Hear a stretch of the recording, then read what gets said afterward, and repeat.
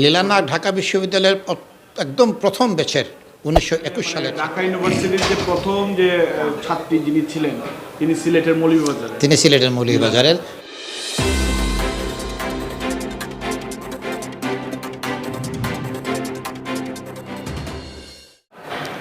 আমরা ঢাকা বিশ্ববিদ্যালয়ের যেসব শিক্ষার্থীরা শিক্ষা গ্রহণ করে এখন বিভিন্ন কারণে প্রবাসে বা বিরাতে অবস্থান করছি, তারা একটা সংগঠন গড়ে তুলেছি গত 7 বছর ধরে, Dhaka university alumni the UK.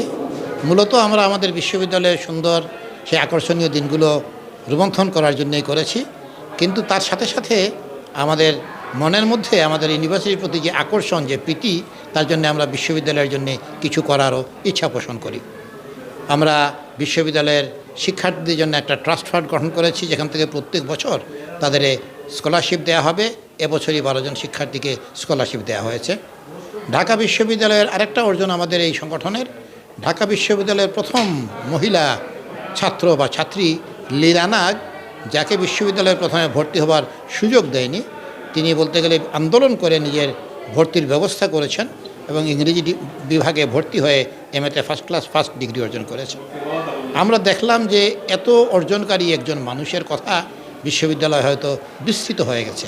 তার স্মৃতিকে রক্ষা করার জন্যে আমরা একটা প্রস্তাব গ্রহণ করলাম, উদ্যোগ নিলাম, বিশ্ববিদ্যালয়ের সাথে যোগাযোগ করলাম এবং ইতিমধ্যে গত মার্চ মাসে তার নামে বিশ্ববিদ্যালয়ে একটা পরীক্ষা হল নামকরণ করা হয়েছে। সেই জন্য আমরা বিশ্ববিদ্যালয় কর্তৃপক্ষকে আমাদের পক্ষ থেকে ধন্যবাদ জানাচ্ছি। হলটার নাম কি? লীলানাগ এক্সামিনেশন হল। লীলানাগ ঢাকা বিশ্ববিদ্যালয়ের একদম প্রথম ব্যাচের 1921 সালের ছাত্রী। এর আগে তিনি কলকাতার লিথুন কলেজ থেকে বিএ পাশ করেন এবং ঢাকা বিশ্ববিদ্যালয়ের প্রথম ব্যাচে ভর্তি হয়ে এমএ 2 বছরে কমপ্লিট করেছেন এবং তার রেজাল্ট ছিল ফার্স্ট।